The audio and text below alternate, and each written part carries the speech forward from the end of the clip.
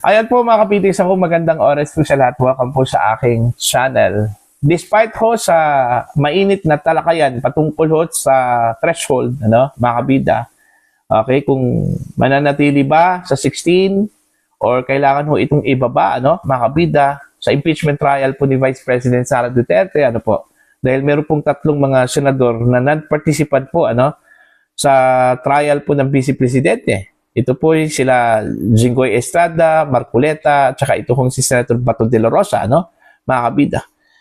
Sinabi na po ni Senator Chis Escudero nung introduction po ng kanyang speech bago ho mag-umpisa itong first day po ng trial, mga kabida, na nananatili pa ring 16 yung boto para ho sa conviction, mga kabida, ni Vice President Sara Duterte, at siya po yung acquittal.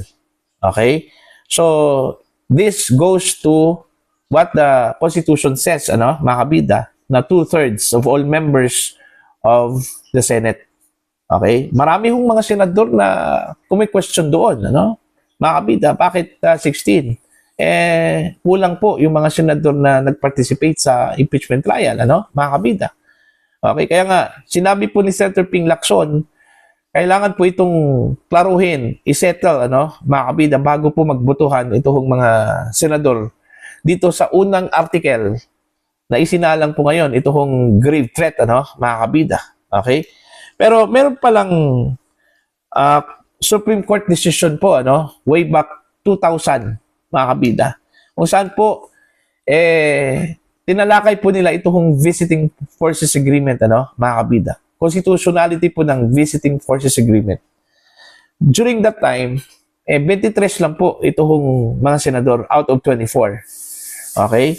Now, sa botohan po mga kabida, meron pong Supreme Court ruling, na despite na 23 lang po itong mga senador na nag-participate, okay, hindi ibig sabihin po na i-alter na po mga kabida yung 2/3 of all members of the Senate na nakalagay po sa konstitusyon, Ito, babasahin ko po, mga kabida, kasi ito yung ginamit po na basihan po, ni Senator Chis Escudero, kung bakit po nasabi po niya, mga kabida, na nananatili pa rin sa 16 yung threshold, mga kabida, para ho sa conviction ni Vice President Sara Duterte, mga kabida, dahil 24, mga kabida, pa rin yung total number of members of the Senate, despite na 3 po sa kanila ang non-participant po sa impeachment trial. Ito po yung article po ng The Daily Tribune. Actually, kinuha ko lang po yung portion kung saan po meron pong Supreme Court ruling po, mga kabida. Escudero, based on his position on a 2000 case involving the constitutionality of the Visiting Forces Agreement, despite the Senate having only 23 incumbent senators instead of 24 at the time, the court declared that 2/3 of the constitutional membership, or not fewer than 16 members acting favorably on the proposal, was required to comply with the voting requirement.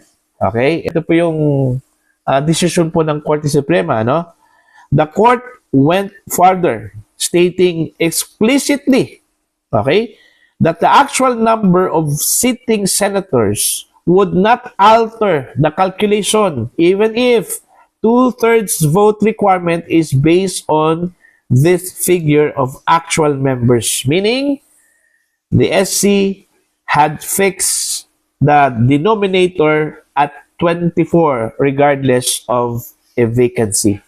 So doon ho sa 2000 case decision, mga kabida, particularly doon ho sa question po ng constitutionality po ng Visiting Forces Agreement, okay, 23 lang po yung mga senador na dumalo.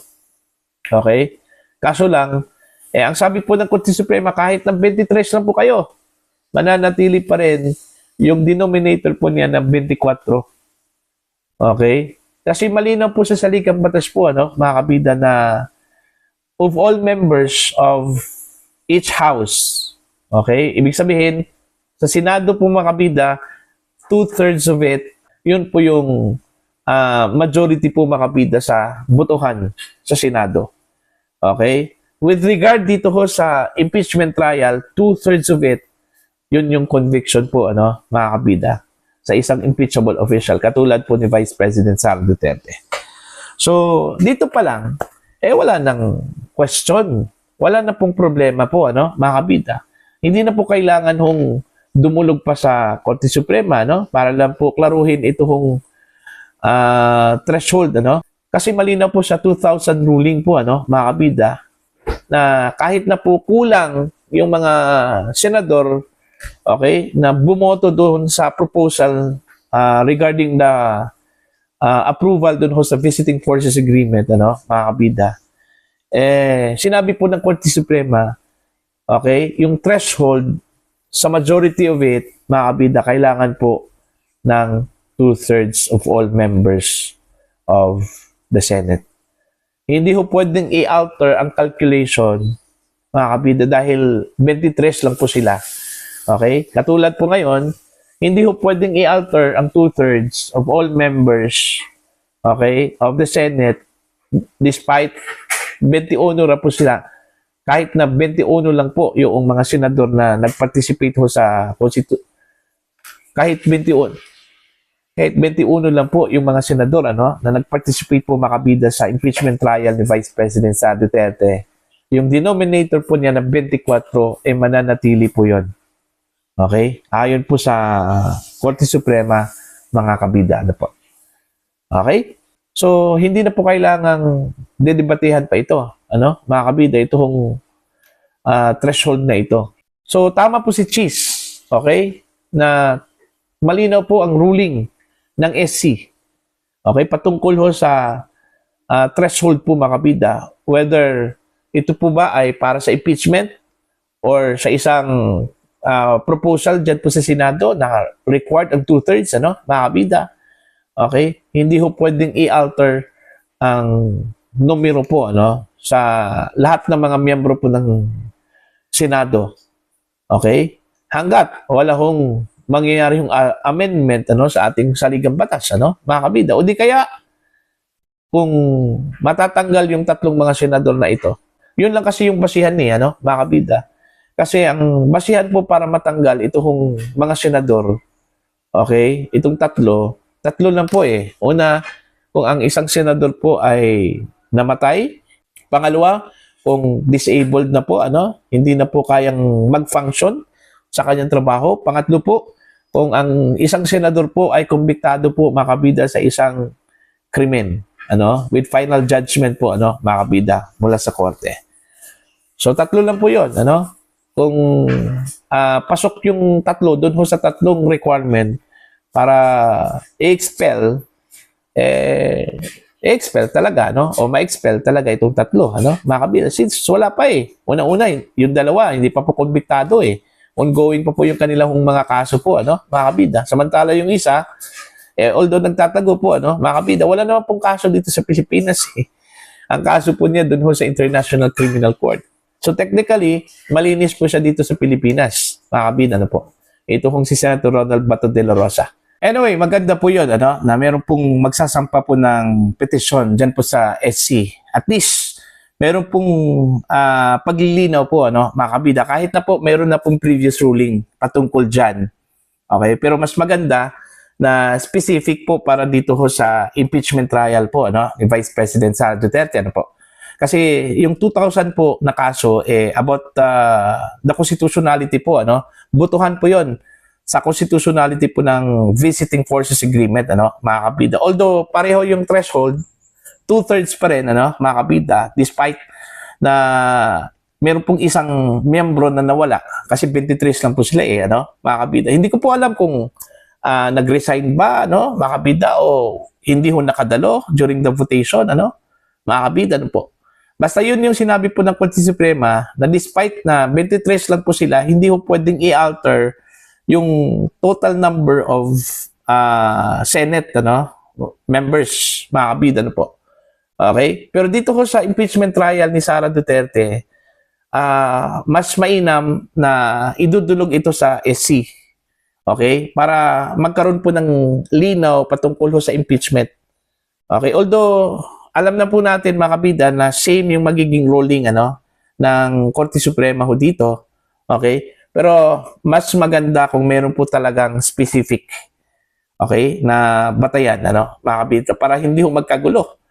Kasi po, pag haka-haka lang po, katulad na lang po ng mga usap-usapan po mga kabida, kailangan nung ibaba ito, mga kabida, kasi unang-una, meron pong karapatan ang Senado na gawin yan, kasi binigyan po ng Constitution po ng authority ang Senado to craft rules, hindi naman po pwede yung rules gagamitin po ng Senado para lang po baguhin po kung ano yung nakasaad sa saligang batas eh. Okay? Supreme yung Constitution kaysa sa rules ng Senate, mga kabida. Diba? So, kailangan mo nang idulog yan sa Korte Suprema. Kung sasabihin po ng SC mga kabida na okay, kailangan baguhin po ang saligang batas para mabago yung threshold, mga kabida. Pero ako, kampante po ako dun sa 2000 ruling, ng SC na possibly, pwedeng i-apply po yun, dito sa impeachment trial ni Vice President Sara Duterte, mga kabida. Okay? So, antayin natin yan. Ito hong magiging desisyon po ng SC kung sakali man po mapadali yung pagsampa po ng petisyon, mga kabida. Although hindi naman po binanggit po ni Congresswoman Zamora, na kailan po isasampa itong petisyon, sino po yung magsasampa, individual ba o grupo, mga kabida. Pero definite yung kanyang sinabi na may magsasampa po ng petisyon sa SC regarding the threshold dito ho sa impeachment trial ni Sara Duterte, mga kabida. For your comment and for your opinion, please comment down. Sa mga hindi pa po subscribe po sa channel, please subscribe. Just click the subscribe button, click the notification bell, click all para updated po kayo, mga kabida, sa aking mga uploads. Maraming salamat po sa inyo lahat.